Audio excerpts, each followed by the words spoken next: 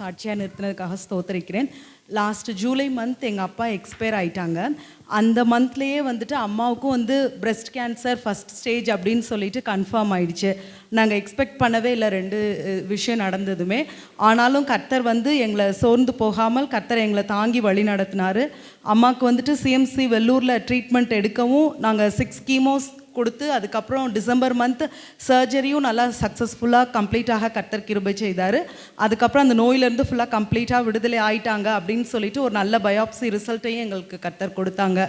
அந்த ஃபுல்லாக எல்லா ட்ரீட்மெண்ட் அந்த சூழ்நிலைமைகளிலும் கர்த்தர் எங்களை அற்புதமாக வழி நடத்தினாங்க. அவங்க எதுவும் கஷ்டப்படாமல் அந்த ஃபுல்லாக கீமோதெரப்பி ட்ரீட்மெண்ட் அப்போ கூட அம்மாவுக்கு எதுவும் கஷ்டம் இல்லாமையே அந்த பாதைகளினூடாய் கர்த்தர் ஒவ்வொரு நாளும் எங்களை வசனத்தின் மூலமாக அற்புதமாக தேற்றி எங்களை வழி நடத்தினார். டே 1லேருந்து எங்களுக்கு அந்த டிடெக்ட் ஆன டே 1லேருந்து சர்ஜரி எல்லாமே கம்ப்ளீட் ஆகி வர்ற வரைக்கும் பாஸ்ட் அங்கிளும் ஆன்ட்டியும் எங்களோட ஃபோனில் காண்டாக்ட் பண்ணி எங்களுக்காக டெய்லி ப்ரேயர் பண்ணி எங்களை பலப்படுத்திகிட்டே இருந்தாங்க. அதே மாதிரி சபையார் எல்லாருமே எங்களுக்காக ப்ரேயர் பண்ணிகிட்டே இருக்கிறாங்க அப்படின்னு சொல்லிட்டு ஃபுல்லாகவே ஆன்ட்டி எங்களுக்கு சொல்லிகிட்டே இருந்தாங்க.